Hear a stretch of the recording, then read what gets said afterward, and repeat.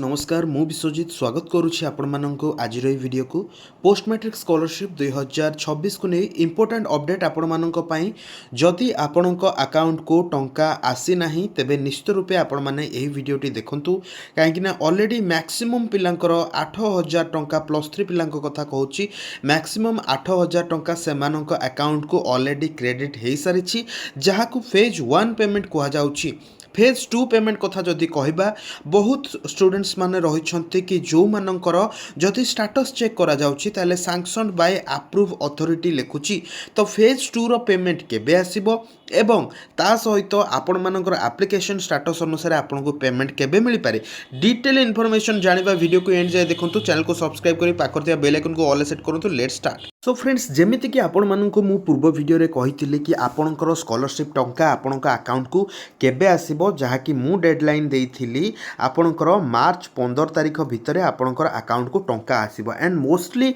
सेया ही हेछि 11 तारिख सुधा बहुत स्टूडेंट्स को अकाउंट को टंका क्रेडिट करा जायछि। तो एमिति भी बहुत पिला अछंती जो मानक अकाउंट को टंका आसी नाही जो माने कि बहु पूर्वरु भी अप्लाई करिसंती किंतु तांको अकाउंट को टंका आसी नाही। तो फ्रेंड्स मैक्सिमम पिलांकर कोन होईची ना सैंक्शनड बाय अप्रूव अथॉरिटी लेखुची सेमानकर जेतेबेले आपणकर एई स्टेटस टी थाए सैंक्शनड बाय अप्रूव अथॉरिटी तापरे कोन हेई थाए ना तापरे आपणकर पेंडिंग फॉर डिस्बर्समेंट एवं एई गोटा को मध्य पेंडिंग फॉर डिस्बर्समेंट आपणकर व्यू और रिन्यू एप्लिकेशन ने क्लिक कले आपण माने चेक करि परिबे तापरे कोन हुए तापरे आपणकर पेमेंट प्रोसेस हुए पेमेंट प्रोसेस लिखला परे आपणक अकाउंट को टंका आसी थाए एवं तापरे सिस्टम तरफ आपणकर पेमेंट सक्सेस कर दिया जाय थाए। ठीक अच्छे फ्रेंड्स तो यही भाई भाव बहुत पिला ऑलरेडी 8,000 टंका पाई सारी +3 पिला कथा जदि आम कह मेनली यही जो पोस्ट मैट्रिक स्कॉलरशिप आपणकर +2 ता सहित आपणकर +3 आपणकर पीजी बीएड एवं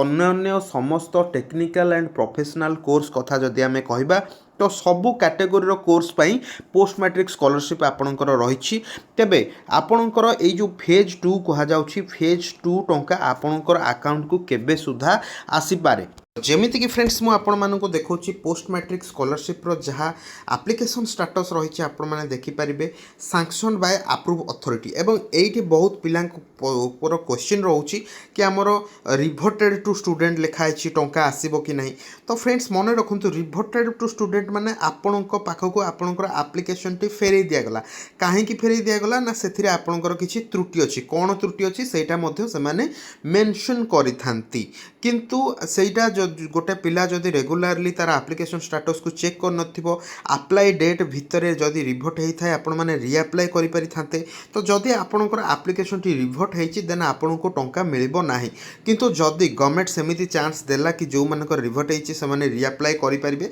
तो ए केस रे आपण माने जदि रीअप्लाई करंती हुए तो आपण को मिलि पारे नचेत मिलिबो नाही। बाकी जो मानकर सैंक्शन बाय अप्रूव अथॉरिटी अछि किबा डिस्ट्रिक्ट अथॉरिटी अछि से मानको निश्चित रूपे टंका मिलिबो किंबा पेमेंट प्रोसेस होइछि निश्चित रूपे से अकाउंट को टंका मिलिबो। मेनली आपण मानको एई जिंस वेरीफाई करिवार अछि जे आपणकर डीबीटी लिंक करा जाइछि बहुत पिला अछंती केवल आपण माने नोंती बहुत पिला अछंती जो मानक अकाउंट को एबे सुधा टंका मिलि आगामी 2 सप्ताह आपण मानक पई गुरुत्वपूर्ण जेमिति कि आमे कहि परिबा मार्च एंड सुधा आपण मानक अकाउंट को टंका मिलि जिवो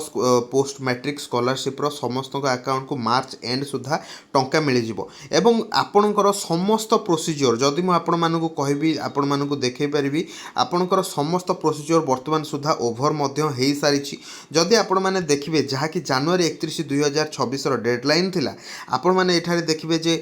15/3/2026 सुधा सबु जाक डेडलाइन आपणकर क्लियर हेई सारिछि वर्तमान केवल पेमेंट पई वेटिंग। तो आगामी 2 सप्ताह आपण मानक पई गुरुत्वपूर्ण निश्चित रूपे आपणक अकाउंट को टंका आसीबो। तो ए वीडियो केमति लागला कमेंट करि जणै एवं निजर सांगसाथी मानक सहित ए वीडियोटी को शेयर करंतु जहार भी अकाउंट को टंका छात्रवृत्ति टंका पोस्ट मैट्रिक स्कॉलरशिप टंका आसी नाही वीडियोटी केमति लागला कमेंट करि जणैतु। Thank you.